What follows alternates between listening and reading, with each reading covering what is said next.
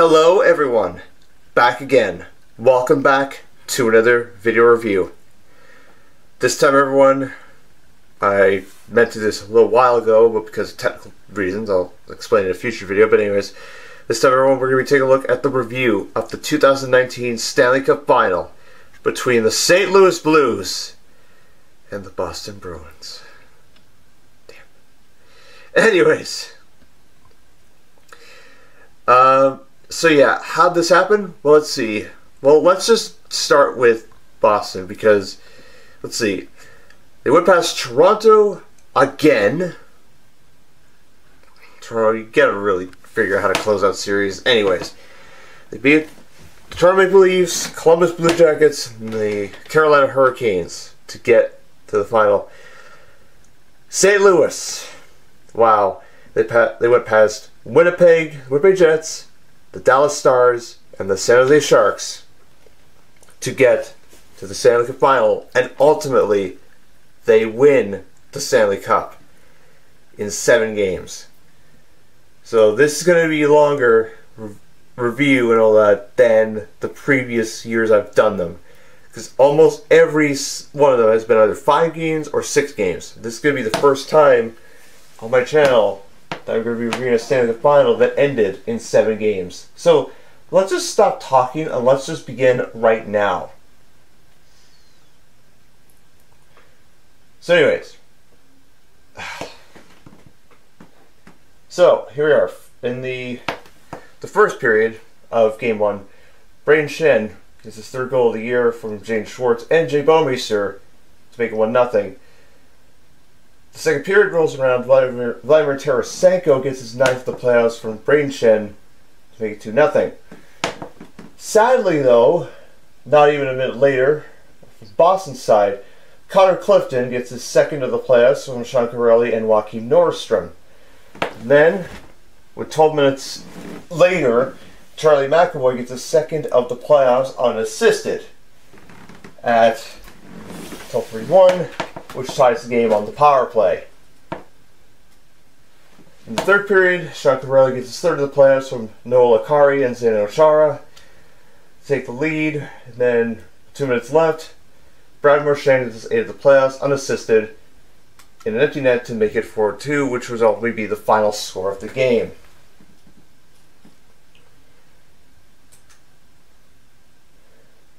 So in the first period of Game 2, Charlie Coyle gets his 7th of the playoffs from Jake DeBrusk and David Pastrnak to make it 1-0 in the power play. However, 9:37 later on, Robert Bortuzzo gets his 2nd of the playoffs from Tyler Bozak and Carl Gunnarsson to tie the game. However, Joakim Norrstrom makes it 2-1 for Boston from Sean Corelli, which was a very interesting goal, I'll say that. However, a little later on, Vladimir Tarasenko ties the game with his 10th of the playoffs, assisted by Jaden Schwartz to tie the game. The second period and 3rd period, the rest of the game, there were multiple chances from each end of the rink. It was very intense, playing similar styles and whatnot. However, in overtime, the first overtime, Carl Gunnarsson fires home his first career playoff goal, I should say, which would win the game in overtime from Ryan Lorelli, and Oscar Sundqvist, for them to ultimately win the game and tie the series at 1 game apiece. In the first period of Game 3, shifting to St. Louis, Patrice Bergeron gets his 9th of the playoffs from Torrey Krug and Jake DeBrusk on the power play to make it 1-0. A little later on, Charlie Coyle gets his 8th of the playoffs from Bust Johansson and Danton Heinen to make it 2-0 for Boston. However, sadly, it was 3-0 Boston thanks to Sean Corelli for his 4th of the playoffs from Joakim Norrstrom, which St. Louis challenged and they lost on the potential offside. What can you do? Obviously, that rule should be eliminated because offsides are close to called that have been since hockey was created. Anyway, 2nd period. Again on the power play, David Pastrnak gets his 8th of the playoffs with Torrey Krug and Patrice Bergeron to make it 4-0. However, Late into the second period, Ivan Barbashev gets his third of the playoffs from Zach Sanford and Alexander Steen to cut the lead to 4-1. However, Torrey Krug gets his second of the playoffs for Brad Marchand and Patrice Bergeron to make it 5-1 Boston on the power play. In the third period, however, on the power play, Colton Parayko gets his second of the playoffs from Ryan O'Reilly and Tyler Bozak. Sadly, which ultimately would end the night for... No, I'll get that. Then later on, Noel Acciari, I think that's how to pronounce his name, or is it Acciari or Acciari, I think, gets the second of the playoffs from Marky Nordstrom and Charlie Coyle to make it 6-2. And then, with Jordan Bennington, their starter, pulled for Jake Allen, he lets in a Bus Johansson power play goal. Marcus Johansson, his fourth of the playoffs from Torrey Krug and Connor Clifton on the power play to make it 7-2, which will ultimately be the final score. I apologize, that's Marcus Johansson's real name, which is Bus Johansson. Duh. Anyway.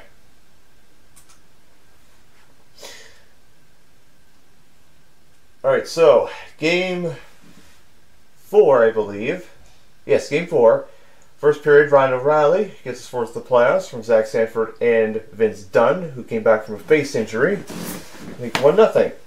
However, at 13-14 of the first period, Charlie Coyle gets his ninth of the playoffs from Zdeno Chara to tie the game. However, Vladimir Tarasenko again gets his 11th of the playoffs from Alex Pietrangelo and Braden Shen to make it 2-1. However, the second period, St. Louis on a power play, Brandon Carlo gets his first of the playoffs, or his first career playoff goal, I should say, short-handed from Patrice Bergeron and Brad Marchand to tie the game. However, late into the third period, after many chances, Ryan O'Reilly gets his fifth of the playoffs from Alex Pietrangelo and Carl Gunnarsson to make it 3-2. However, Boston kept pressing. However, Braden Shen prevailed, scoring an empty net goal, his fourth of the playoffs unassisted, to make it 4-2, which would be the final score of the game.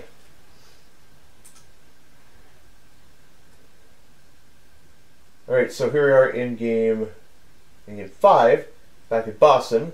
First period, no one scored. No goals, but there were multiple chances from each end of the rink. However, early into the 55 seconds into the second period, Ryan O'Reilly gets his sixth of the playoffs from Zach Sanford and Alex Pietrangelo to make it 1-0. Third period, both teams are pressing.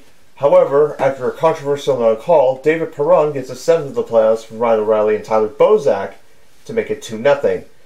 The controversial call being Tyler Bozak's epic trip on Noel Acciari.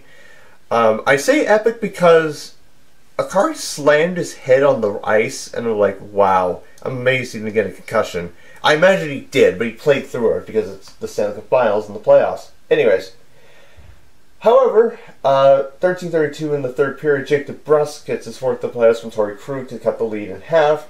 Boston would press to tie the game, but they failed miserably. Ha ha ha. And St. Louis up 3-2 and have a chance to end the series. Or do they? So here we go. Game 6, first period. Brad Marchand gets his ninth of the playoffs from David Pastrnak and Torrey Krug on the power play to make it 1-0. Yeah, discipline was key for both teams. I'll talk about that at the end.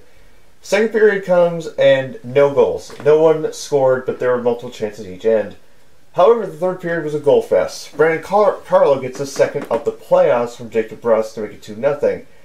Then, a little later on, Carson Kuhlman gets his first career playoff goal. Another first career playoff goal. Make it 3-0, assisted by David Krejci to make it 3-0. However, Ryan O'Reilly would cut the lead to 2, scoring his seventh of the playoffs from Alex Pietrangelo and David Perron to make it 3-1. However, David Pastrnak would score a little later on, his ninth of the playoffs from Brad Marchand and Sean Corrali to make it 4-1. However, empty net, St. Louis pressing, Zdeno Chara fires home his second of the playoffs from unassisted. Yes, from unassisted because he just chipped it and playing on broken jaw. That was pretty... He couldn't even talk. But anyways, it ended up being the final score 5-1. So Game 7, here we come. So in the first period of Game 7, Ryan O'Reilly gets his 8th of the playoffs from Jay Bouwmeester and Alex Pietrangelo to make it 1-0. However, late into the first period, Alex Pietrangelo gets his 3rd of the playoffs from James Schwartz to make it 2-0. And from there, the second period featured no goals, despite chances from each end of the rink and whatnot. However, in the third period, Braden Shen gets his 5th of the playoffs from Vladimir Tarasenko and James Schwartz to make it 3-0. And then, to bury the hatchet, or to put the dagger in the heart of Boston once again, which I love so much, Zach Sanford gets his first career playoff goal from David Perron and Ryan O'Reilly to make it 4-0. However, late in the third period, Boston Presley, they do get a late goal. Matt Grzelcyk, his 4th of the playoffs, from David Krejci to cut the lead to 4-1, which will all be the final score, so too little too late. Series over, and St. Louis wins the Stanley Cup for the first time in their franchise history. And my God, wasn't it an entertaining series. Both teams played identically the same. I'm sorry. You can just look from a distance. They almost look the same, despite the roster, despite the players on each side. It was that tight. Like, yes, St. Louis plays a very, very physical brand of hockey. So does Boston. But the one advantage St. Louis had over Boston in this series, or many of your advantages, which I appreciate and love the most, they just kept banging bodies to no avail. They wore the Bruins out. Now, remember when I reviewed Chicago was just, they outskilled Boston. St. Louis out-hit and out-muscled Boston, despite the rosters and all that stuff, despite everything. And we got to give credit to Jordan Bennington. He had an unreal playoff run. Yes, he was the 3rd string to start the year, but Jake Allen, I mean, he had a very, very tough second half, and as a result, he was the backup. And you know what? Credit to Jordan Bennington. He's going to get a huge contract in the offseason, and he is going to be an outstanding goalie for the years to come. Craig Berube, the coach, was an assistant coach to start the year. Mike Yeo was their coach. They fired him, and you know what's amazing? As of January 1st of this year, St. Louis was dead last in the league. And then they just overcame the adversity. They fought through it, and they were able to prevail in the most epic way possible. I don't know what to say. It's just amazing. And Layla Anderson, the 12-year-old, with her condition they did it all for her. They did it all for... And personally, like, James Schwartz won the cup for her late sister who died in 2011. And it's like, wow. Don't remind me of that Stanley Cup final. That was... Anyway, all in all, the Stanley Cup final was amazing. Huge credit to Craig Berube and the St. Louis Blues. Yes, Boston deserves some credit because Bruce Cassidy tried very hard to, motivate and all that stuff with the players. And yes, I know he was very emotional after Game 5. I get it. He was emotional about the non-call. But here's the thing. They are expanding video review next year, so we'll probably talk more about that in this next year's Stanley Cup final. But all in all, St. Louis Blues, this is back-to-back years we had a team win the cup for the first time. We had Washington win last year over Vegas in 5 games over an expansion team. That was amazing. And this year we have the St. Louis Blues, a last place team that at the start of the year, the calendar year, to now being the Stanley Cup champions. That is unheard of, and I am amazed. So, huge credit to St. Louis. They deserved it all the way. I mean, especially everyone who, which is amazing. And they have to overcome 2 suspensions from Sundqvist and Barbashev to win the cup. From games 2 and 6, respectively, I believe. No, games 2 and 5, I should say. But anyways, all in all, the Stanley Cup final was amazing. It was epic. It was physical. It was hard fought. I mean, blood, sweat, and tears, you name it, it was that epic. It was simply amazing. So yes, everyone, that is my video review of the 2019 Stanley Cup Final between the Stanley Cup finalists, Boston Bruins, and the Stanley Cup champions, St. Louis Blues. I will see you all very soon. I will be back as soon as possible next year, yes. So take care, everyone. See you soon. Have a good day. And I shall catch you all later. But goodbye.